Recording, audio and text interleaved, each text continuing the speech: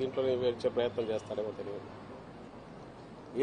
ఏది చేసినా అసలు పవన్ కళ్యాణ్ ఎక్కడ పోటీ చేస్తున్నాడు తన సీట్ అని చెప్పుకునే పరిస్థితి ఉంది. ఈరోజు వచ్చినట్లు ఆయన ఉన్నట్లేదు అనుకుంటా. ఆయనది లేదు, తనది లేదు.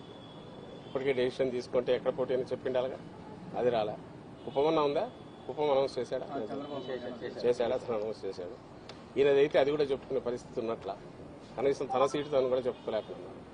మరి అది కూడా ఆఖరణ చంద్రబాబు నాయుడు అన్ని ఈక్వేషన్స్ చూసి ఎక్కడ పోమంటే అక్కడ పోతాడేమో తెలియదు.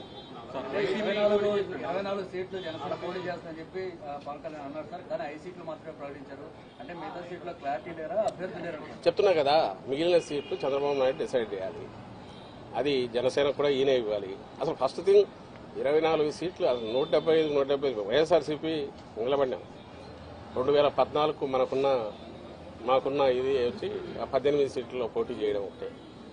అంతకుముందు పులివెందుల ఇది గెలుచుకోవడం. అలాంటిది 2014లో ఎన్నికలకు మొత్తంగా ప్రిపేర్ అయ్యాం. అంతకుముందు స్థానిక సంస్థలు కానీ అంటే రాజకీయ పార్టీ విశ్వసనీయత కలిగిన నాయకుడు ఉంటే ఆ పార్టీ స్ట్రక్చరు 175 కాన్స్టిట్యున్సీలో 175 పెట్టాము. తెలంగాణలో కూడా ఎక్కడైతే మేము వద్దనుకున్న చోట కూడా కొన్ని చోట్ల పెట్టాము. 6% ఓట్స్ ఆ రోజు తెచ్చుకున్నాం పోటీ.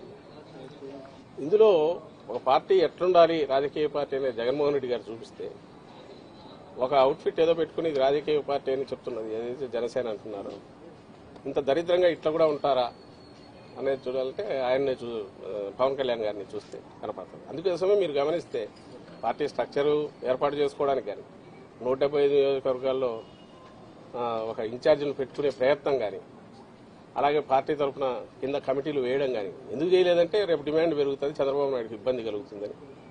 జస్ట్ ఊరికే పార్టీ పేరు, గాజు గ్లాస్ గుర్తు ఈ రెండు పెట్టుకున్నాడు. అండ్ నేను ఇంతకుముందు అన్నట్టు 100% ఓన్డ్ సబ్సిడరీ కింద చంద్రబాబు నాయుడు అందరినీ డిసైడ్ చేస్తాడు. ఇక్కడ విమర్శలను అక్కడ తీసుకెళ్లొచ్చు. అది ఇంకా ఆలోచించుకోవాల్సింది ఈయన మీద హోప్ పెట్టుకుని పవన్ కళ్యాణ్ మీద ఇన్నాళ్ళు కలలు గంటూ వచ్చిన వాళ్ళు ఎవరన్నా ఉంటే వాళ్ళు ఆలోచించుకోవాలి వాళ్ళ పరిస్థితి ఏంది.